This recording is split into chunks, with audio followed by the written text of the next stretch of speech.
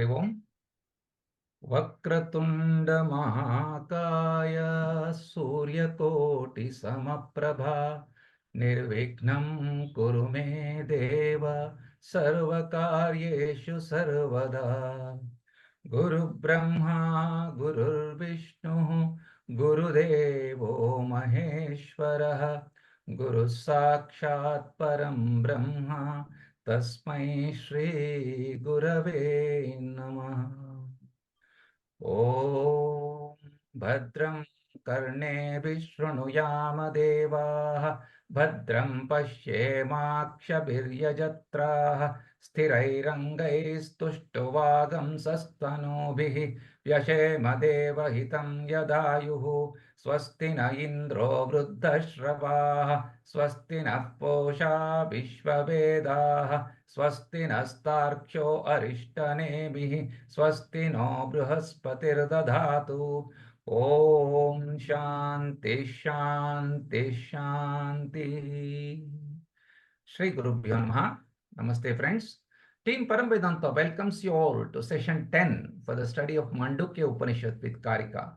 In today's session, we will continue to learn Vaithatya Prakarana with Karikas from 4 to 8. To explain these Karikas, we have Dr. Sundar, Srimati Apeksha, Dr. Basumati, Dr. Ravi Shankar, and Dr. Asha Naik. Dr. Tima Pegde sir, as always, will give us the deeper meanings and insights of these mantras in Karika. Before Dr. Hegde sir gives us introduction to the day's session, Dr. Kiran sir will take us to the Karikas we learnt in our previous session last week. Over to you, Kiran sir. Hari Om, Gurubhyo Namaha. Welcome. Mandukya Upanishad is one of the shortest Upanishads, but it is also one of the most complicated one. The 12 verses of it needs multiple discussions to unravel it, and that's why Gaudapada has written Karikas. And even Shankaracharya and many other enlightened people have written many bhashyams to expand this. That is why this is so important. This and Isha Vasya Upanishad is considered to be the pinnacle of the Upanishads. We have just finished learning the 12 verses of it, and we are doing the detailed learning of it. The first Agama Prakaranam mainly deals with the first 12 verses of it, and the Karikas 24 to 29 is the expansion of the 12th verse. The 12th verse concludes the teaching on Omkara. The Omkara we can use it as a part of meditation or Nididhyasana. The Omkara chanting itself reveals the three avasthas also among the many meanings it has got. And most important, now we are concentrating as on the silence, that is the background on which this sound is occurring, like a jewel put on the necklace. This all-knowing silence is known as Sakshi Chaitanya.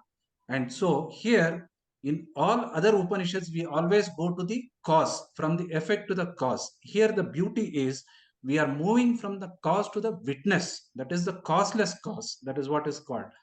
And let us learn in detail what we have learned last week. Next slide, please.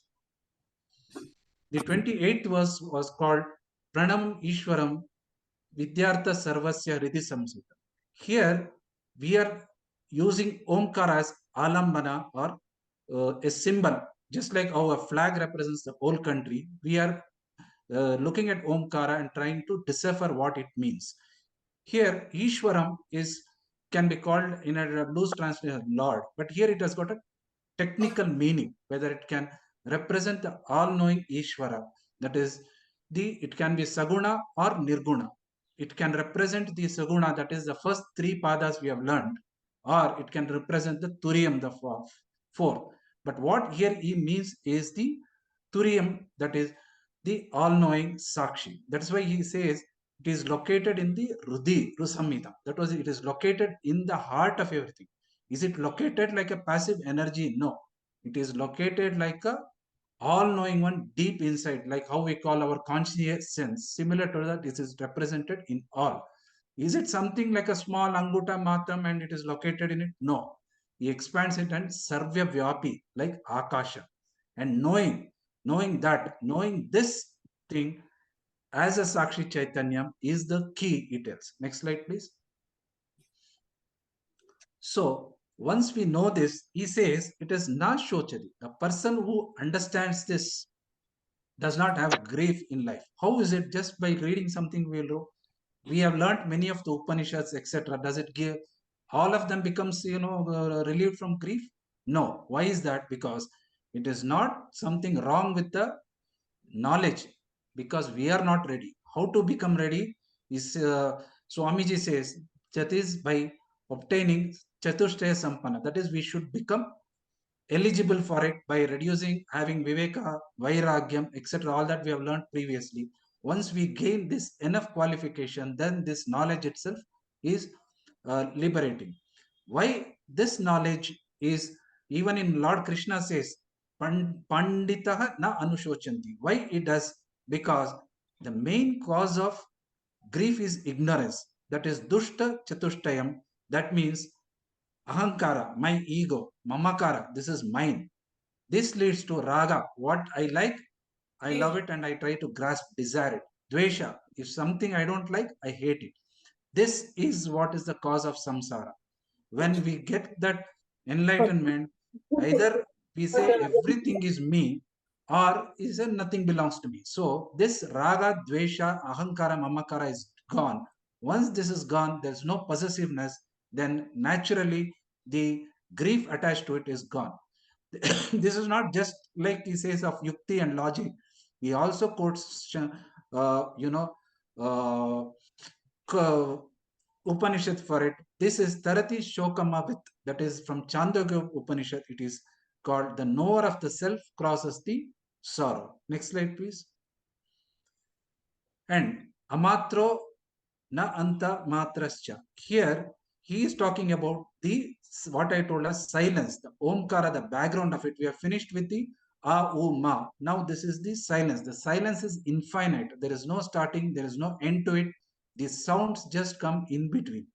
So here, this is by dissolution of duality. Once this duality is gone, everything is auspicious, or Shivaha is goes. That is why the Amatra, which is a silence which comes at the Omkara, is nothing but this consciousness principle, and this infinite thing is represented by silence. Here, the all pairs of dualities are resolved. Hence, this verse is also called as Mangalam verse. Next slide, please. Now, with this, the first chapter is over. The next chapter is Vaitatya Prakaranam. That is, here, Vaitatya means Mithya. Ataha means that is. And Vaitya means not that is. So, there is also, there is not also. Why this thing? Here, Gaudapadacharya specifically concentrates on two verses of the seventh mantra, that is Prapancho Shamam, that is the free from the world, and Advaita. What is this mithya? Mithya is it is neither unreal nor real, or in short, it is called as seemingly real. And another thing he takes is Brahma Satyam and Jagan Mithyam. The whole world is relatively real. What does this mithya means? In short, or very simple to understand, Osho says is it is real now, but in the past it is not real, and in future it is not real. If you take any objects in the world, it falls into this. If you take your own self, I was a child before, now I am not, and tomorrow something else. And during my childhood, even if I lose a toy, I may cry, and that emotion becomes very real at that time. But now I look back and laugh. If it was real in all periods of time, the grief I felt at that time, I should have felt now also. It is not. So everything in the world, whatever objects I see, I perceive. Everything that is perceived is relatively real. Next slide, please. So this is a very important verse. That is the seventh verse. I just have put, this is worth framing and keeping. And here we are discussing with Prapanchasham and Advaitam. Next slide, please. In Vaititya Prakaranam, it starts by, negating the dream world as unreal, and he moves on to negating even the world as unreal. In this verse, he says the wise people is in dream, everything is real, because in the dream world, what I perceive, any object, it is real. I am real in the dream. The objects I see is real. the enjoyment I receive is real, and the sadness I receive is also real. But once I come out, I realize that is not real. And what happens is it itself has got locus in the mind. The body is the locus of every dream. The mind is the locus of every dream. In the mind, you have the whole world, whole object, everything occurs. All that is occurs only within the sphere of my body. If even the whole world, as you see in this painting, even if the whole world crashes, the next person in real will not know it. That is what is telling. In dream, the person experience it as real. But once he moves to the higher plane, that is the waker world, he realizes that all that he has dreamt is unreal. Next slide, please. This is a very important slide. What is conditional report? To know anything as real, we should have three things. One is it should be clearly experienced with one of our pramanam or its knowing mind. We should be able to perceive it, and it should be available for transaction, and it should have a utility. So whether dream satisfy all this? Yes. In dream, the dream world, me is real, everything is real. There is one joke where Mullah Nasruddin in dream prays for God to give him money. He gets a bag full of coins. He keeps on counting. Suddenly his wife wakes up. Hey, subah ho gaya, uto.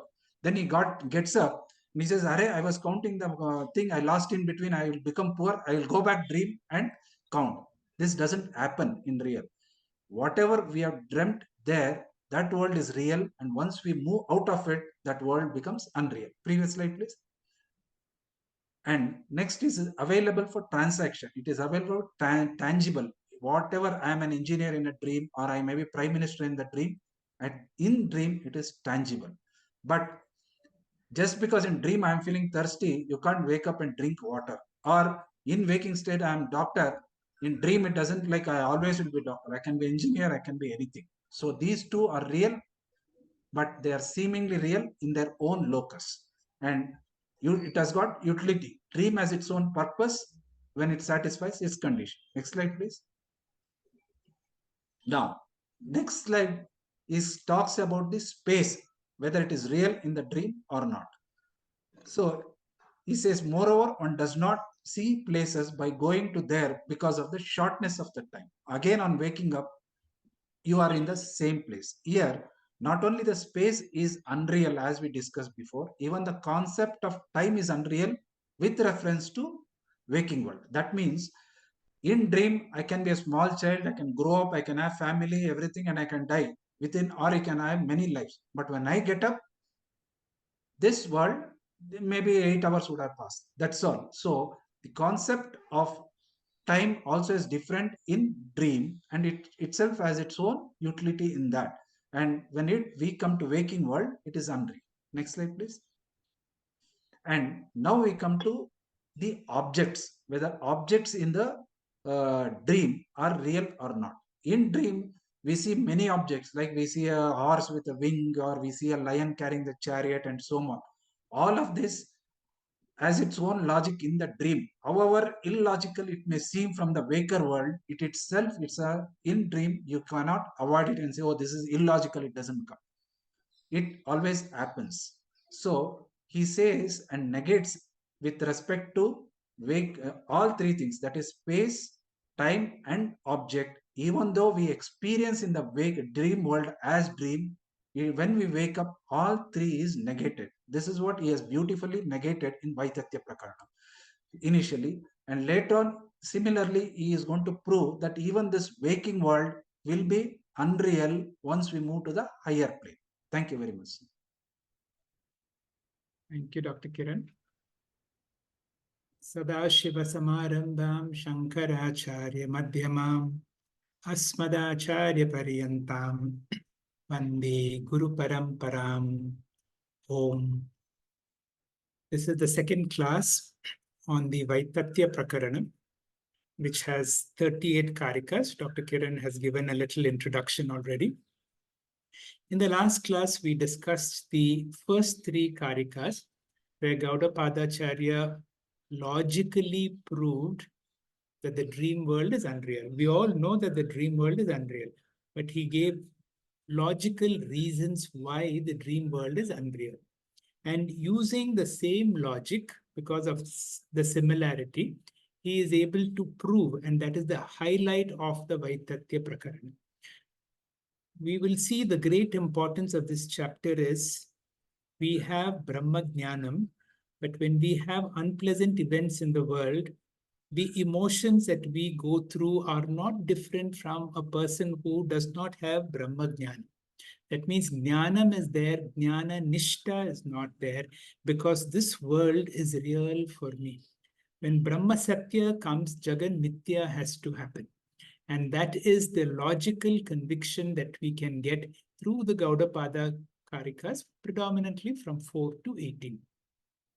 Then there is a set of verses from 19 to 29, which deals with agrahanam. When you are not able to grasp the truth, you grasp something else, anyata grahanam. So there are various philosophical theories which Gaudapada Acharya says about what are the various mistakes that can be done. And then he gives a very brilliant summary in 38 verses. That is what we can look forward in the Vaitatya Prakarana. The meaning of the word prapanchopashamam means the world is not real, or in Sanskrit we will call it as Jagan Mithya. Now, what is that which can negate? Something that is existent cannot be negated. For example, you who is listening is real. You cannot be negated.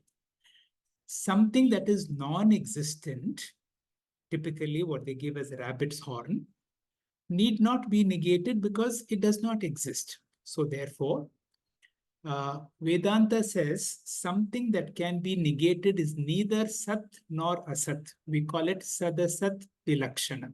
That means it is seemingly existent, but not really existent. Example is rope snake, dream, mirage, and we will prove in this Vaitatya Prakaranam that this whole world of experience is comparable to a rope snake, dream, or a mirage, and therefore it can be very confidently negated. And that is the meaning of Prapanchopashamam or Vaitatya Prakaranam.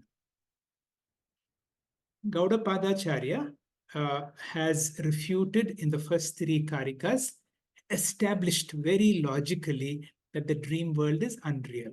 How does he do it? He does it through Shruti, through Brihadaranyaka Upanishad quotations, Yukti, our own experiences, that is called Anubhava, and logic.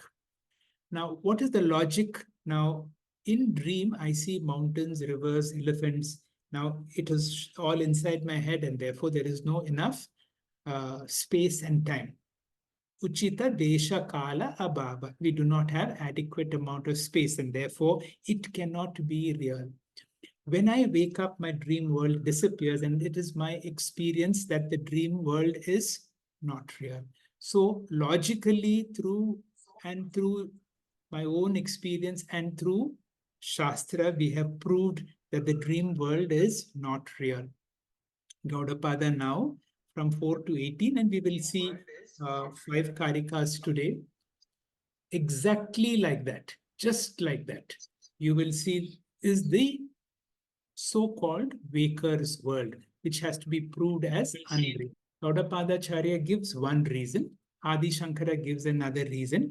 I'm slowing down on this because these two reasons must be very clear in our head.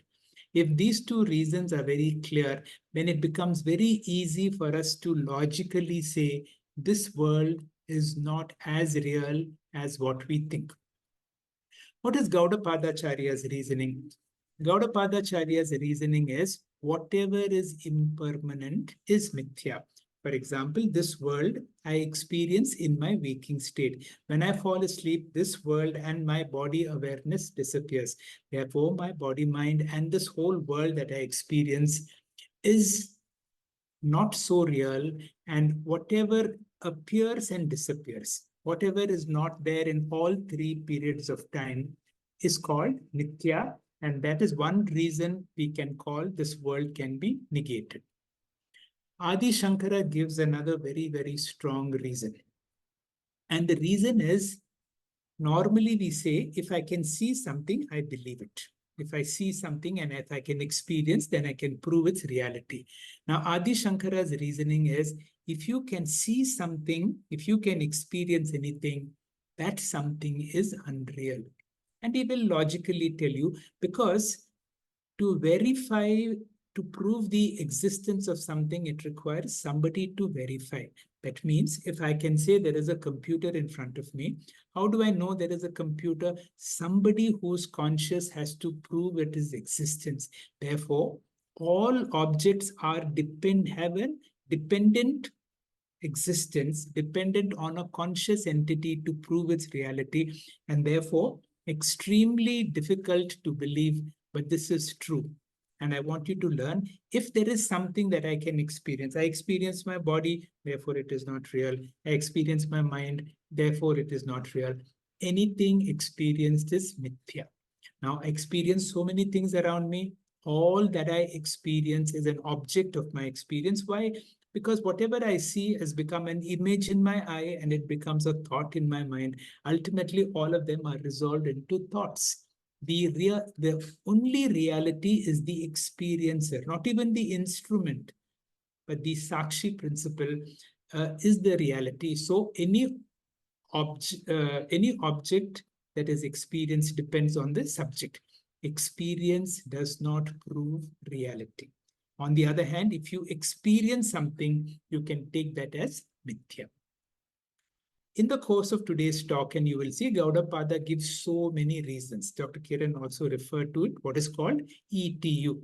If something that can be experienced, if something that can be is useful, if something that can be transacted, just because it has got ETU does not prove reality. In fact, ETU proves unreality.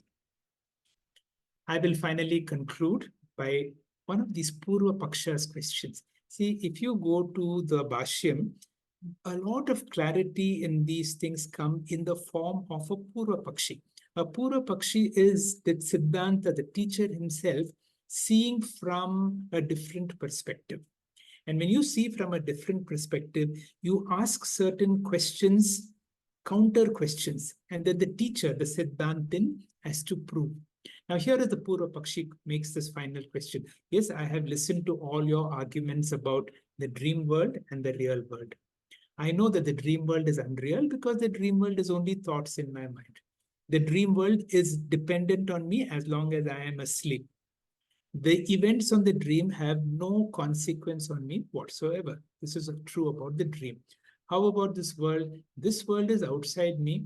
It exists independent of me, whether I sleep or whether I'm sick or whether I'm alive or not. This world continues. It has nothing to do with me. Certainly affects me. The events of the world, good news and bad news, do affect me. And therefore, I cannot accept whatever logic you may be see. It may be logical for you, but it does not appeal to me. This is what the Purva Pakshi says. So Gaudapada agrees with you and says, Gaudapadacharya says, okay, but what do you mean by you? Can you define who is this you? If I is taken as the body-mind complex, then Gaudapadacharya says whatever you have said about the dream world and the real world are completely valid. But now you are a student of Mandukya. You have studied so many Upanishads. You have gone through so many texts. And one of the bases of all the Upanishads is I am someone other than the body. I am Atma Brahma. And if this understanding is there through your Upanishadic learning, and if you take I as Atma or consciousness, and this is all the work of my Mama Maya, then everything falls in place. Then how do you see this world? From the perspective of Turiya or Atma, this whole world rests in me. My eva sakalam jatam, my sarvam pratishtitam, my sarvam layam yati, tad brahma dvayam asmayam aham. The world depends on me for its existence.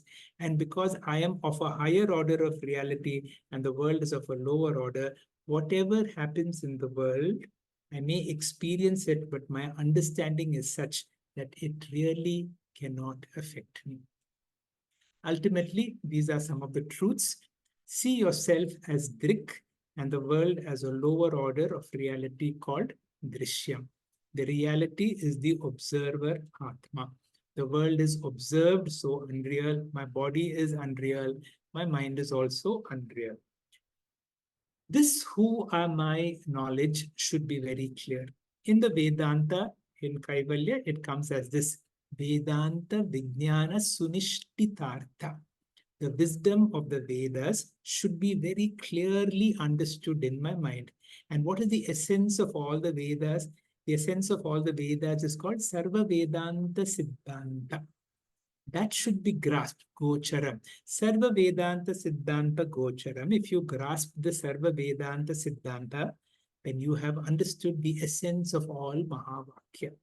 All Vedanta wants you to understand the essence of all Mahavakya is I am Atma Brahma.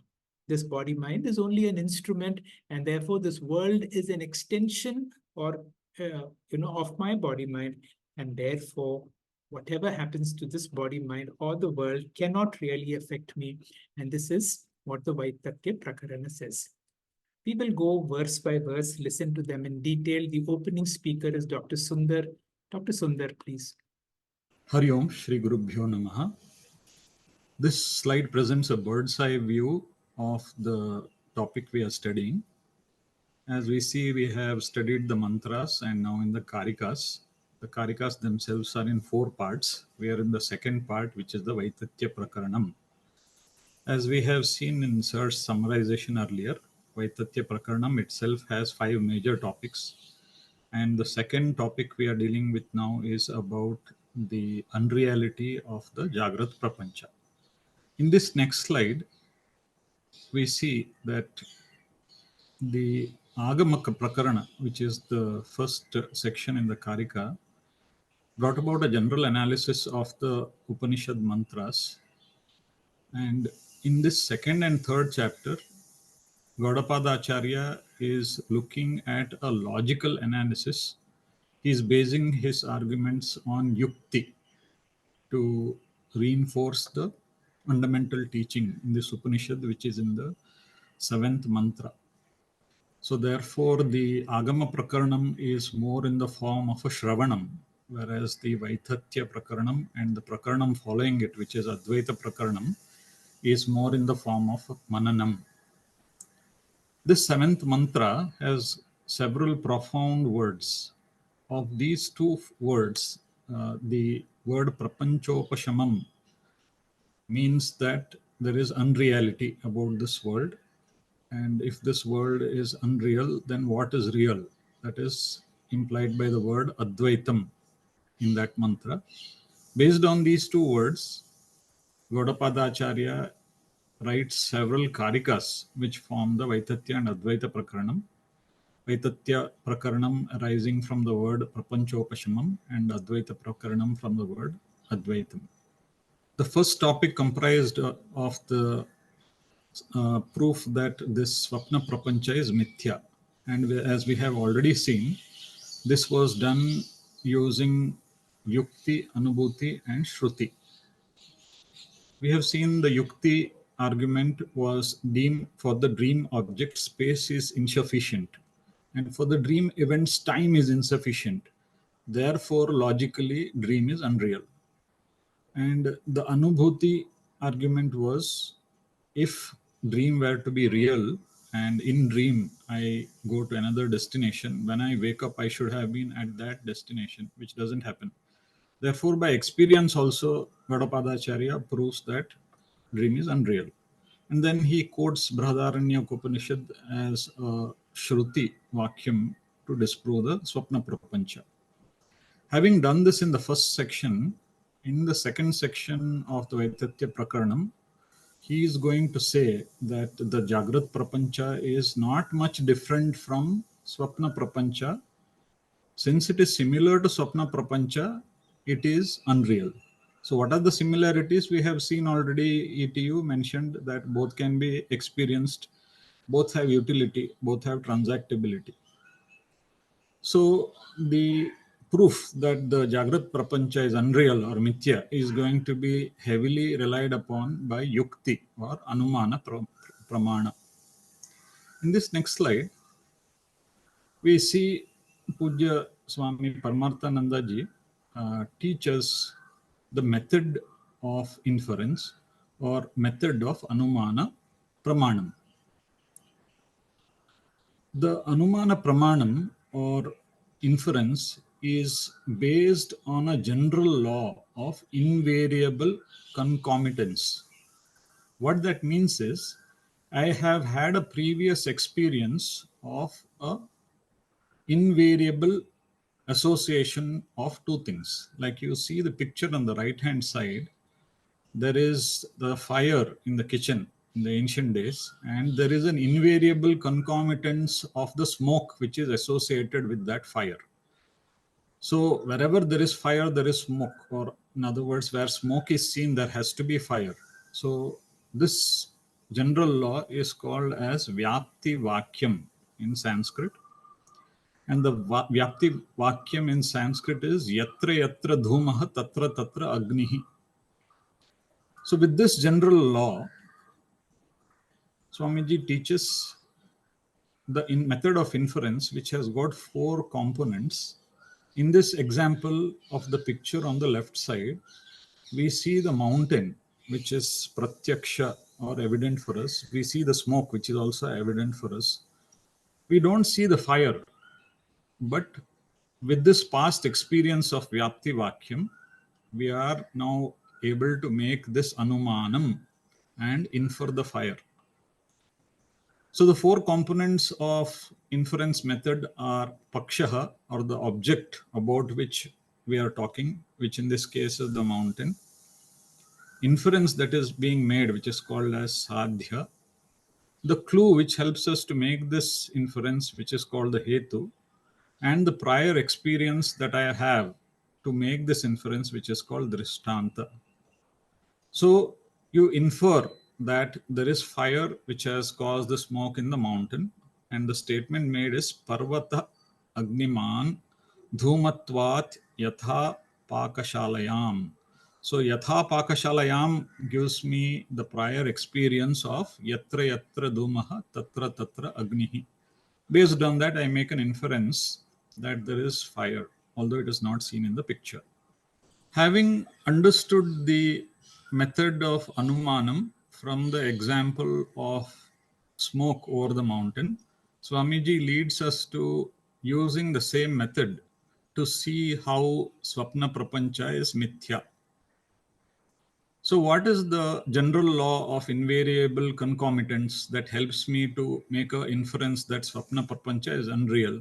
That is given in the top. The Vyapti Vakyam here is Yatra Yatra Desha Kala Rahitatvam Tatra Tatra Vaitatvam.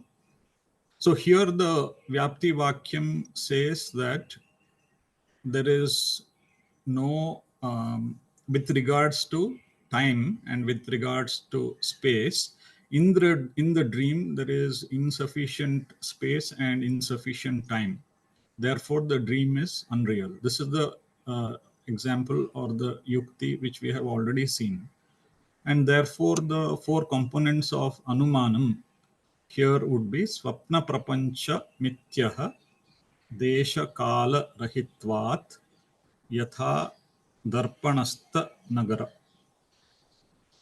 Let us now see in this next slide the topic of this verse, which is the using the method of inference with regards to the Jagrat Prapancha. Here Gaudapadacharya is stating that Jagrat Prapancha is Mithya because the Swapna Prapancha is Mithya. The reason being that there is, whenever you experience, and what is experienced is unreal. So the Vyapti Vakyam is Yatra Yatra Drishyatvam Tatra Tatra Mithyatvam. So Jagrat Prapancha is Mithya because it is Drishyatvat, just as the Swapna Prapancha, one experiences the Jagrat Prapancha. And with this Anumanam, Gaudapadacharya is able to make an inference with regard to the unreality of Jagrat Prapancha. In this next slide, where we see the Karika itself, Swamiji highlights that all the components of the Anumana method are not given by Gaudapadacharya. And in the Bhashyam, Adi Shankaracharya gives all the four components to bring clarity of how the inference has been made. What the Karika itself says is that Yatha Tatra Tatha Swapne, that is, just as the Swapna, so is the other, that is, with reference to the Jagrat Prapancha. Tasmad Jagrate Smritam. Therefore, the Jagrata Prapancha is unreal. That's all the Karika says. But in the Bhashyam, Adi Shankaracharya is able to bring in the method of inference, and as we saw in the previous slides, logically prove that there is unreality of this world. The other things in this verse are that Gaudapadacharya admits that there are certain dissimilarities between the Jagrat Prapancha and Swapna Prapancha. The dissimilarities are listed down in the table below. One is of a short span, the other is of a relatively longer span. And although there is insufficient space within for Swapna, for Jagrat we don't see any limitation of such space. So the importance given here is don't go by the dissimilarities. For the understanding of Vaitatyam, go by the similarities what are there between the Swapna and Jagrat, which is that both of them has Drishyatvam, Anityatvam and Mithyatvam. Thank you, sir. Thank you very much, Dr. Sundar. We are studying Mandukya. In Mandukya, there is one word called Prapanchopashamam. That means this world is not so real. That is being elaborated by Gaudapada Karikas. Gaudapada Karika is saying, just like in the dream, I will logically prove to you that the waking is also identical. Yatra, Tatra, Tatha, Swapne. That means Jagrat and Swapna are identical because all the objects that you see, I told you, whatever is an object of my experience, that becomes Mithya. Now, Adi Shankara gives a lot of logical basis.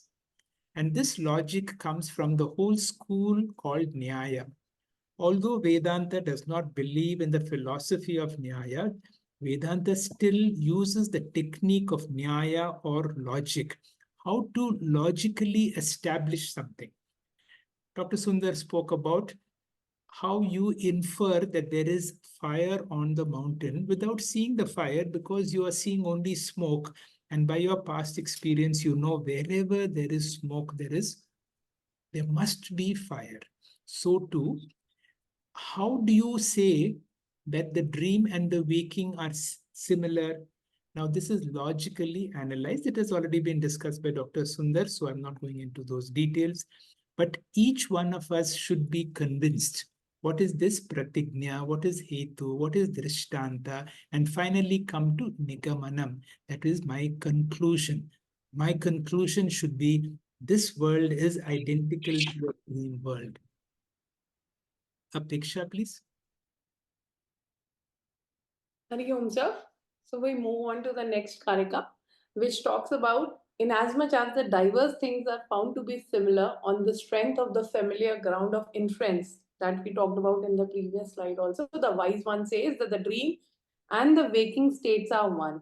And next slide, sir. Here we will talk about the two well-known reasons why they are, the two well-known reasons will be given to you in two ways. So let's see word by word. First, Swapna Jagrita Sthane Hakam. Swapna and Jagrit are one. Manichya Ahua says the manis. Bhedanam hi samatvena, because the different objects that are seen in both waking and in the Swapnavastha are very similar. Prasiddhaina eva hetuna, because of the well-known reason, which is well-known by the spiritually wise. So we will see what are those well-known reasons. Next slide, sir. So what is that well-known reason that is being talked about? So there are two well-known reasons. One, which Gaudapadacharya has given in Karika 6, and one which Shankaracharya gives in his commentary on these Karikas. And here we will see the explanation given by Shankaracharya. Next slide, sir. Adi Shankaracharya's reason is everything is mithya. Why is everything is mithya? Because you see it, right? Whatever we see is simply mithya. Exactly like in Swapna Avastha. Whatever we are seeing is mithya only, and so too is in the Jagrit Avastha also. Why? Because whatever you are experiencing and you are able to see, they are known to be unreal. So he is making a generalization based on the observation from dream. So like we talked about fire on the mountain inference, right? So similarly, he is also doing a Vyapti Gyan here. Dream which we see is unreal. So therefore, everything which we are seeing even in Jagrit Avastha is mithya only. Next slide, sir. He will be giving a couple of examples later. So the question that is being asked is that if everything that we see or experience is mithya, then what is satyam? So he says whatever is not seen is satyam. So the objection by the Pakshi that comes is, okay, so whatever is not seen is not existence. So does this mean that satyam is non-existent? Right? So Shankaracharya says simply no, whatever is existent, but that is not experience, which is very important. So what is satyam? Whatever is existent but not experienced by you is satyam. So what is it that, just think about it, what is it that is existent but it will never be experienced by me or you? It is the experiencer that is experiencing everything. So that is the satyam. Next slide, sir. How can you say that? What is the principle? So Shankaracharya here does not explain, but Swamiji says the explanation is very simple. Whatever is an object of experience, and that too, sir talked about the computer example, right? For the computer to exist, there has to be a subject. So whatever is an object of experience for me can only be proven to exist by the subject, right? So this world exists because of me, because I am subject here. The subject does not depend upon the object of experience. Next slide, sir. So two examples are given here. First is, like for example, in this picture, you can see, right? You are dreaming. Suppose if you are dreaming that you are rescuing someone from the river and you are about to, take him out from the river, and suddenly you wake up and then you don't know what happened, right? So do we worry whether, like, if we are dreaming about it, do we worry that whether we were able to finish the rescue or were we able to save that person we were about to save? Why? Because the object's existence, the person that we were saving, depending upon the existence of the observer, and the observer is me who was dreaming. So when the dream was over, I also did not worry about finishing the rescue, right? So next slide, sir. So here, similarly, the objects we know depends upon the subject. The subject will never depend on the object. So both the object and the subject will ultimately depend on the consciousness, which is the ultimate observer. And here the example of clay and pot is given here. Thus, if you are able to see it, it is an object and therefore it is mithya.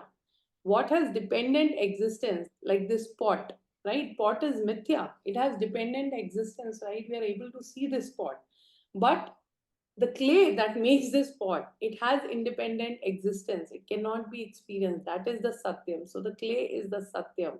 So whatever has independent existence, which exists but cannot be experienced, is satyam. So here the definition is, what is satyam? Whatever is existent but cannot be experienced is satyam. Hari Om, sir. Thank you very much, Apeksha, for a very nice explanation of a very important topic. Now, there is one rule in Mandukya, and this should be remembered. To prove the existence in this world of any object, it requires a conscious principle, which means if there is something in the world which cannot be verified by anybody at any time, that something is as good as non-existent. I've given this example many times. There are 3 horns on my head, but there is a problem that no one can verify whether it is there or not. Now, if there is something which cannot be verified by anybody, that something is as good as non-existent. That means to prove the existence of anything in the world requires a conscious principle. That means consciousness lends existence. So anything that is existent is dependent on a conscious principle. Anything that is dependent is mithya. Drik is satyam, drishyam is mithya.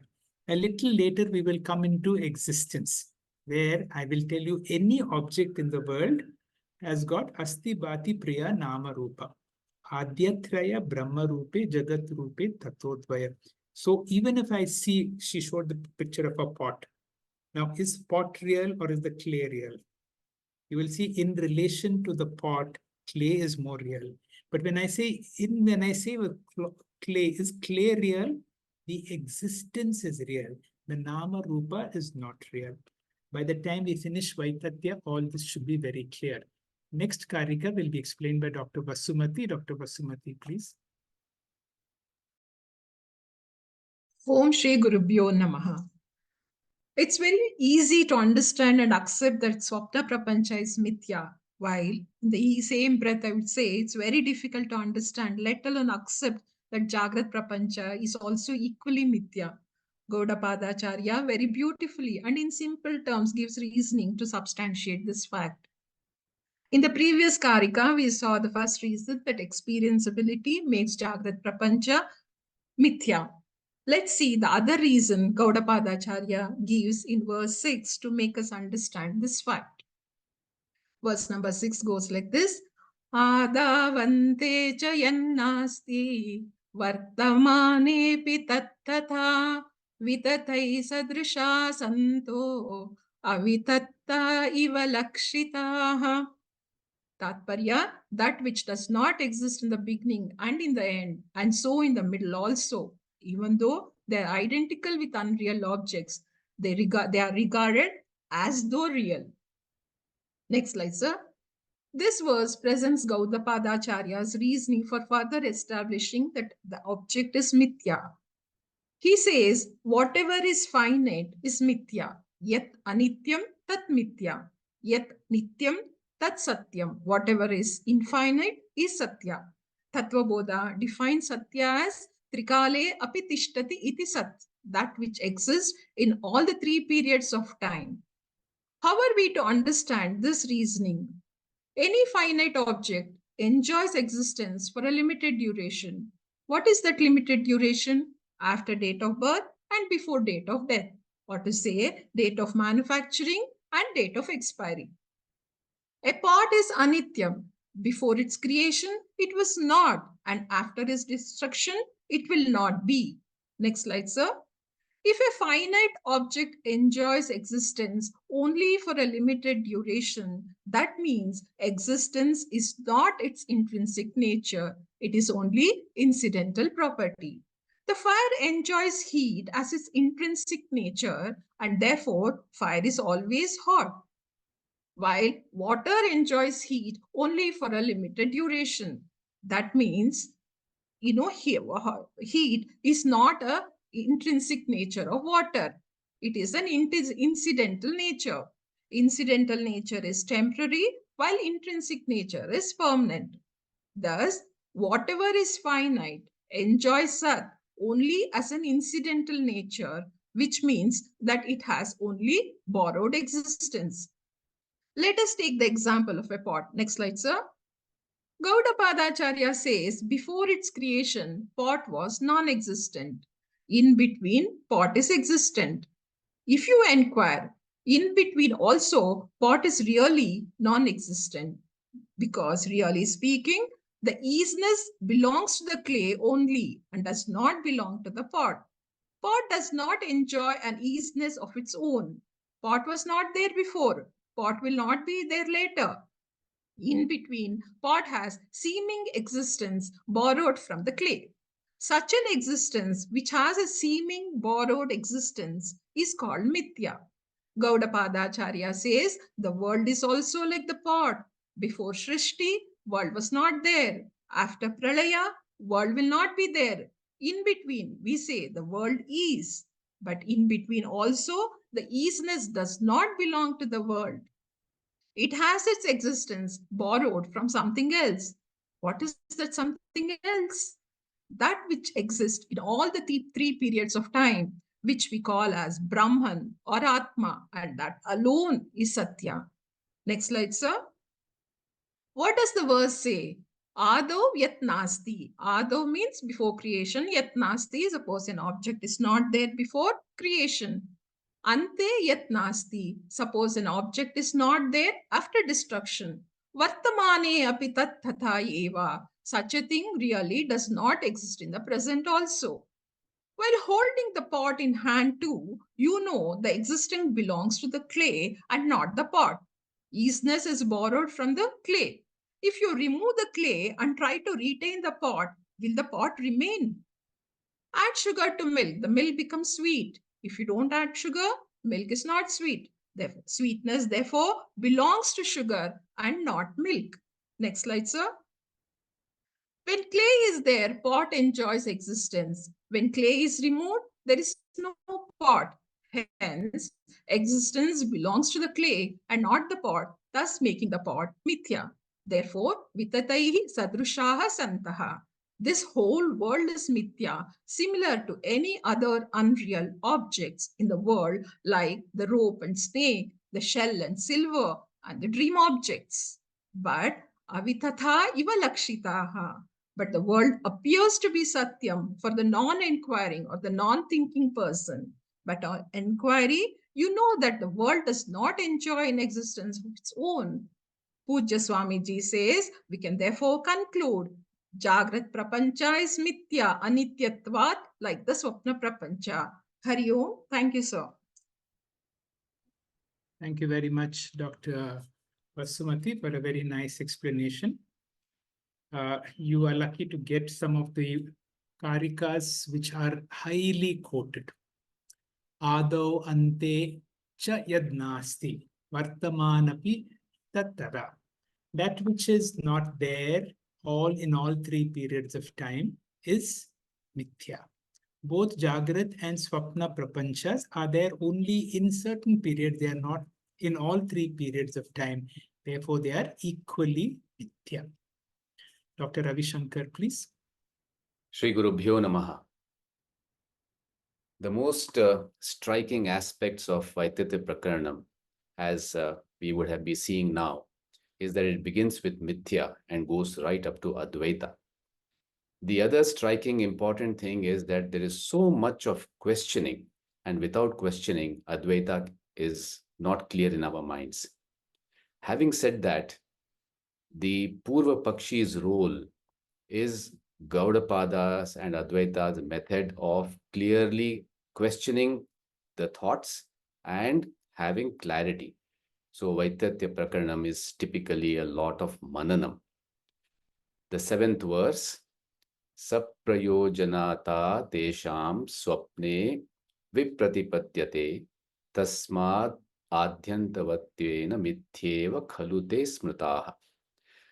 The utility of everything in dream is contradicted. Therefore, they are indeed to be considered unreal only since they have a beginning and an end, is the essence of the seventh verse. As we move on, the objections that have been highlighted in this verse by the Purva Pakshis are three. The first objection, Gaudapada's definition is clear by now that whatever is objectified is mithya. The subject, the observer, Atma, is the only Satyam. Now the objection raised is, this is Gaudapada's definition of Satya and Mithya. Where is the proof? And there is no peer review. How can I accept it? The second objection raised is, why should anyone accept this definition? The Purva Pakshi is asking this. Why should I accept this? We move to the next slide to see the third observation, the objection. And the Purva Pakshi says, if Gaudapadacharya can give a definition, here is my definition. And he says, our definition is, dream is mithya. Dream money cannot be used on waking up. And dream objects have no utility. Now we look at the waking state. Waking is Satyam because this waking world is accepted by all of us as real. And this waking world has objects which are useful for us in life. Therefore, utility proves reality. This is the Purva Pakshi's condition. We go to the next slide to understand Gaudapadacharya refuting all this. And how does he do that? He makes these statements in this verse. The waking objects are useful in the waking state only. The dream objects are useful in the dream state, and the dream objects are useless in the waking state. It's so clear to us. So, utility and uselessness is common to the individual waking and dream states. The utility of the waker's object is falsified in a dream, and both the states should be given the same status of reality. Hence, he says, utility is not a criteria for reality. We move on to understand that that which is beginningless and eternal alone is Satyam. Eternity is the criteria of reality. Gaudapadacharya says, waking world is hence mithya. Sri Guru Bhyo Namah. Thank you, Dr. Ravi Shankar, for giving a very clear explanation again of a very difficult Karika through logical analysis in an amazing period of time within 3 to 4 minutes.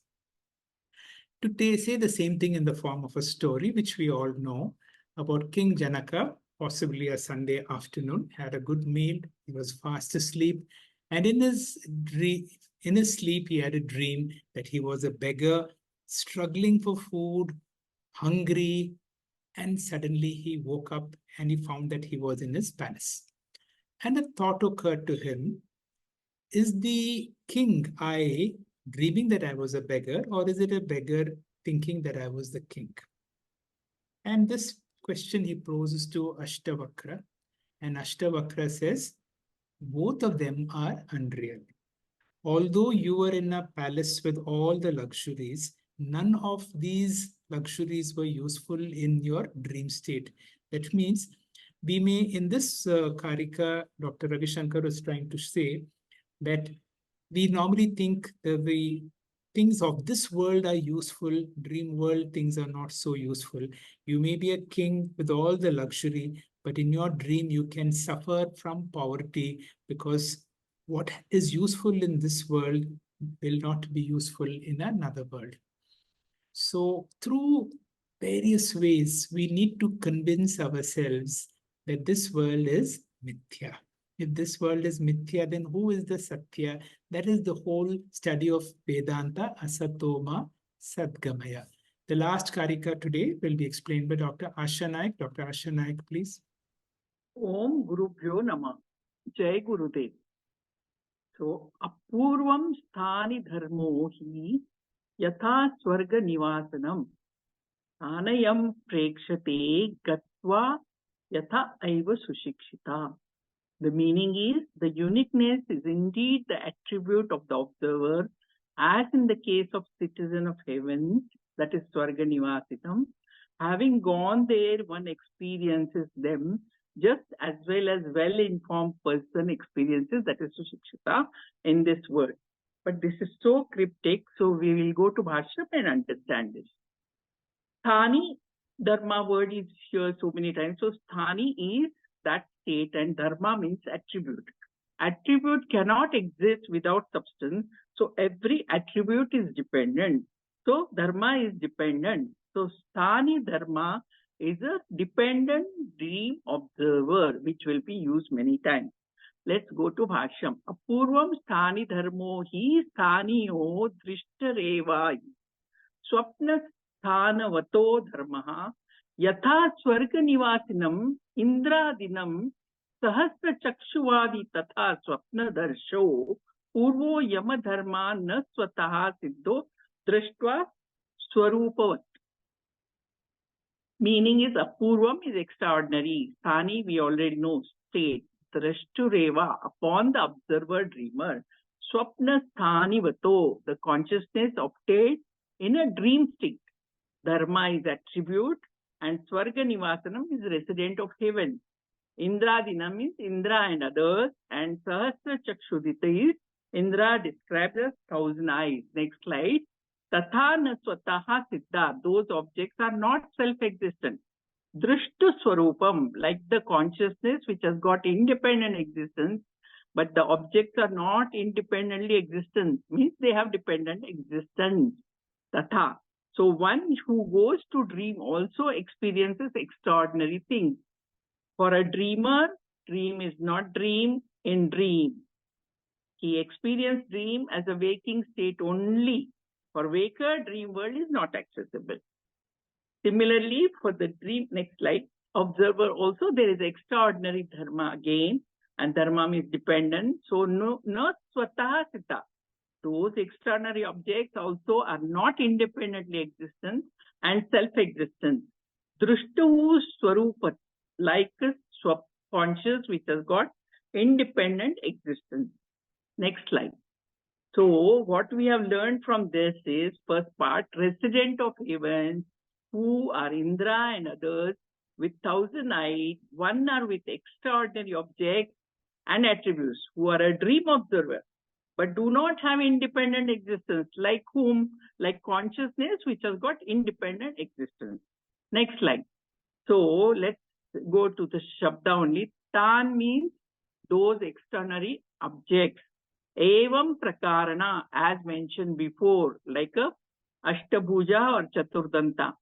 Evam prakar. Apurvan swa chitta vikalpan, which are the projections of a dreamer's mind.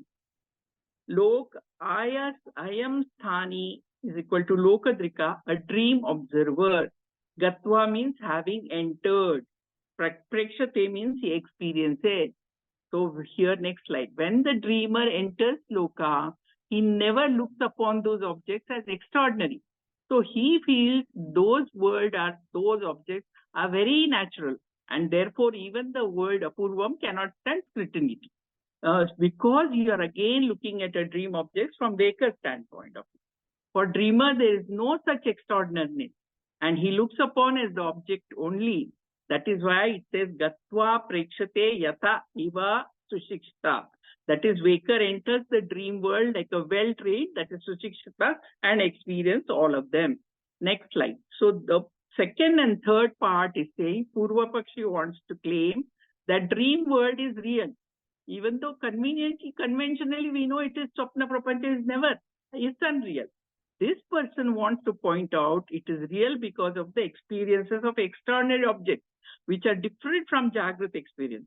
And since they are two entities, they cannot be based on the vasanas of the Jagrata Prapancha. Next slide, in detail I have explained. We'll go again to the fourth part. Fourth part is Yata Iha Loka Sushikta Deshantara. Let's go to the meaning only. Great. So fourth quarter, the Sushikshita word is mentioned, which is well-trained person, well-taught, well-learned, and well-instructed. Here, adjective of Purusha, a well-trained person. But Shankaracharya says Sushikta Marga only should be used. So instead of person, we use as a Marga. Next slide. So therefore, when he goes to the Marga, instead of Purusha, Sushikshita Marga Asti. So now let's go the meaning of fourth quarter. Yatha iha loke, in this world. So loke sushikshitaha deshantaraha margastena margena deshantaram gatva padarthan pashyati. The people, the path consisting of several countries, several people, and several foods he experienced. Tasmat, therefore, yatha sthani dharmanam, just as various objects which are perceived by the observer. Next slide. Sthani dharma, objects dependent on the observer. Like what? Like Rajya Sarpa, rope snake, or Marga Trishnika, mirage and water. They are unreal. Aswatam tatha, in the same way, Swapna Drishyanam Api Purvanam Sthani Dharmanam.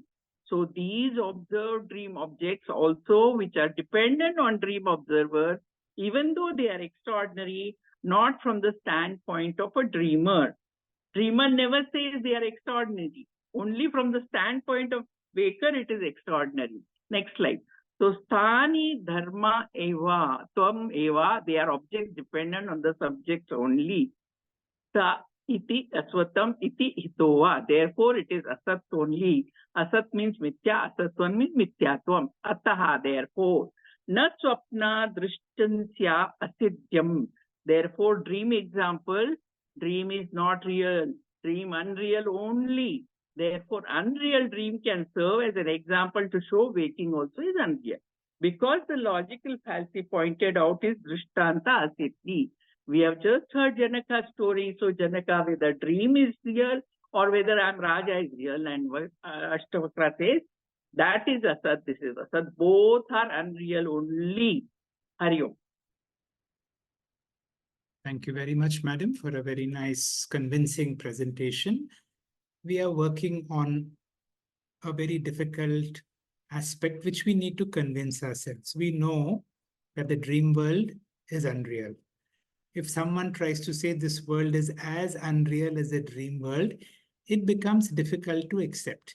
Now, when each one of us play the role of a teacher to convince using these logical reasons, hopefully, our own conviction that this world, that how much I invest my emotions, how much I invest on this world for my happiness, hopefully will come down. Swami Anubhavananda ji always says, whatever we give a lot of importance to, that something is the cause of all our problems. If I invest too much on my body, my mind, my family, my profession, my possessions, then each of them can be a source of my problem. This whole study of Vaitatya Prakaranam is to give Mithyatvam status. Just like I will negate anything that happens in a dream as insignificant, can we do that in the waking state? Shri Gurubhyo Namaha. Thank you, Hegde sir, and all speakers of the day for a wonderful session. Thank you, friends, for your active participation in this journey of Mandukya Upanishad. In response to our appeal, many of you have sent your Guru Dakshina. We are highly thankful to you. For the benefit of those who have not yet done the remittance and desire to offer Guru Dakshina, the bank details to where the amount is to be sent is displayed on the screen. It is also available on WhatsApp groups and on Telegram.